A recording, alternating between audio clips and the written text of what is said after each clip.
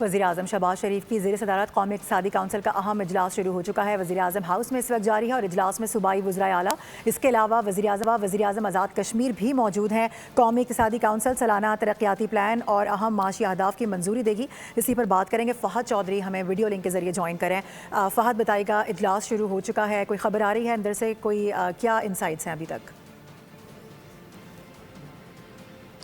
जी बिल्कुल, कौमी इक़्तिसादी कौंसल का अहम इजलास वज़ीर-ए-आज़म शहबाज शरीफ की ज़ेर सदारत इस वक्त वज़ीर-ए-आज़म हाउस में जारी है। इस इजलास में NEC के जो अरकान हैं, बुनियादी तौर पर जो सूबाई वज़राए आला हैं वो शरीक हैं। वज़ीर आला पंजाब मरियम नवाज़ जो है वो वीडियो लिंक पर इजलास में शरीक हैं। पंजाब की बराह रास्त नुमाइंदगी इस वक्त सीनियर वज़ीर मरियम औरंगज़ेब कर रही हैं। इसके अलावा CM बलोचिस्तान, CM KPK भी इस इजलास में शरीक है। CM सिंध मुराद अली शाह और सूबाई वज़रा शिरकत कर रहे हैं। इस इजलास में बुनियादी तौर पर जो मैक्रो इकनॉमिक इंडिकेटर्स हैं उनका जायज़ा लिया जा रहा है। जो मुआशी अहदाफ हैं, अहम मुआशी अहदाफ, उनकी मंजूरी दी जाएगी। ज़राए का कहना है कि मुआशी शरह नमू 4% रखने की तजवीज़ थी, जिसकी मंजूरी का इम्कान है। इसके अलावा जो महंगाई की औसत शरह है वो 8.2% रखे जाने का इम्कान है।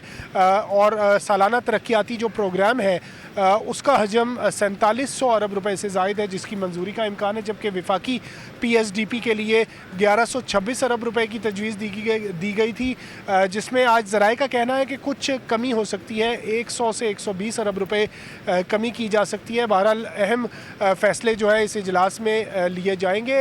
इस इजलास के बाद जो है बजट की मंजूरी का अमल जो है वो बाकायदा तौर पर उस दिन शुरू होगा जिस दिन बजट जो है कौमी असम्बली में पेश किया जाएगा। ठीक है, और इस हवाले से ये कहा गया है कि जुम्मे को बजट पेश किया जाएगा। अब देर होने क्या जा रहा है फ़हद, इस हवाले से आपसे मजीद भी जानते रहेंगे। फिल वक्त आपने आगाह किया, बहुत शुक्रिया आपका।